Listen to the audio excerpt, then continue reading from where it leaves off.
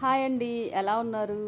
ఈరోజు లంచ్ బాక్స్లోకి చాలా త్వరగా అయిపోయే పల్లీ కారం రైస్ రెసిపీని చూద్దామండి. దీనికి ఎక్కువ ఇంగ్రీడియంట్స్ కూడా పట్టవు. కొన్ని ఎండుమిర్చి, చిన్నుల్లిపాయలు, పల్లీలు, తెల్ల నువ్వులు ఒక 2 స్పూన్లు, కొంచెం పచ్చి కొబ్బరి అవసరం అవుతాయండి. ముందుగా స్టవ్ వెలిగించుకొని ఒక బాండీ పెట్టుకొని ఈ ఇంగ్రీడియంట్స్ అన్నీ డ్రై రోస్ట్ చేసుకోవాలండి.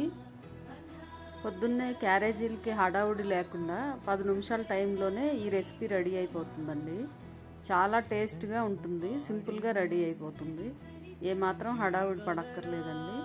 ఇవన్నీ డ్రై రోస్ట్ అయ్యాక పక్కన పెట్టి చల్లార్చుకొని ఒక మిక్సీ గిన్నెకి తీసుకొని కొంచెం బరకగా మిక్సీ పట్టుకోవాలి.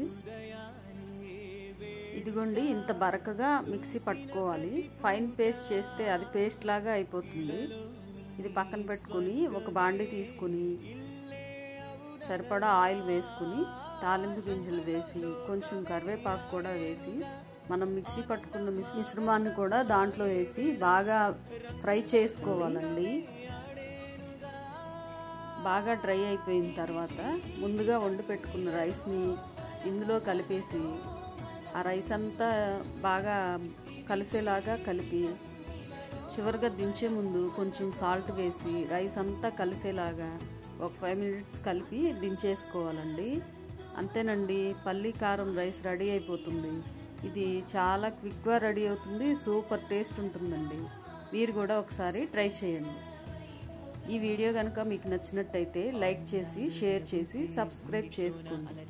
Thank you for watching.